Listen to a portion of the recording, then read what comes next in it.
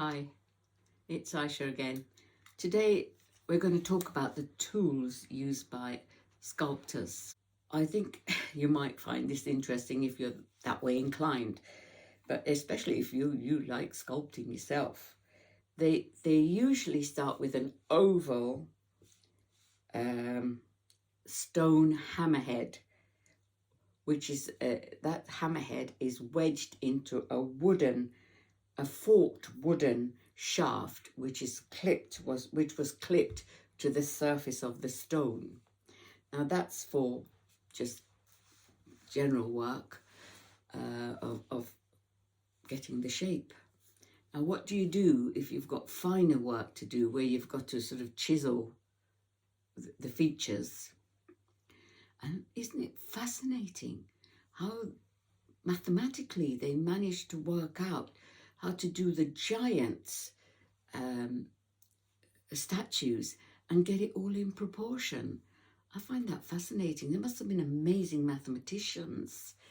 But the finer work was carried out with a chisel and a mallet, either club-shaped, the mallet, or round-headed.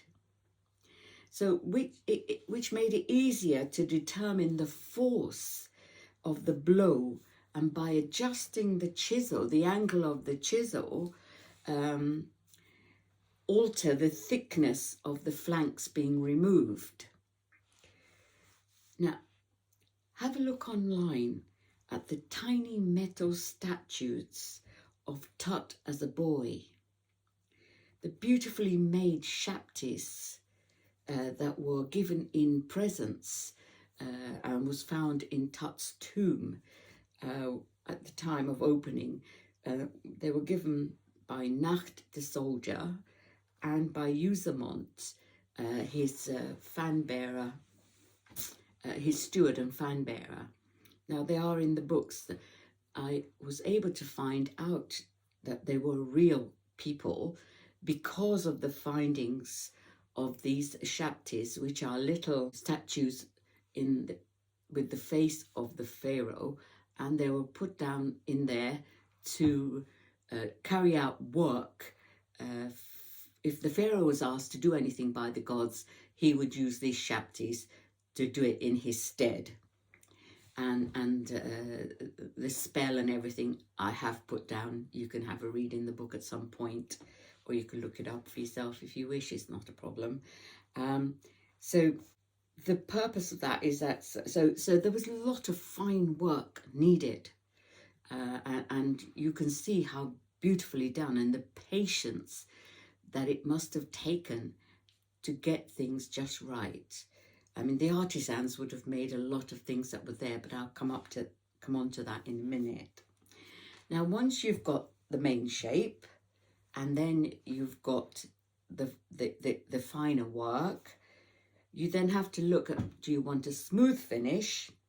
And if you do, then the tool you use for that is called an ADZE. I hope I'm pronouncing it right. It's spelled ADZE, which resembles a small hoe, but it's flatter. So a hoe is, for those of you who don't do gardening, it's usually on a long pole, but this would have been on a short one, and it's got a sort of turned up like that for hoeing, and that's just clearing the ground and making a sort of a little valley, if you like, for putting down seeds. But this was a flatter hoe, flatter edge, slightly arched, and it had a cutting edge, which was long and sharp, yeah?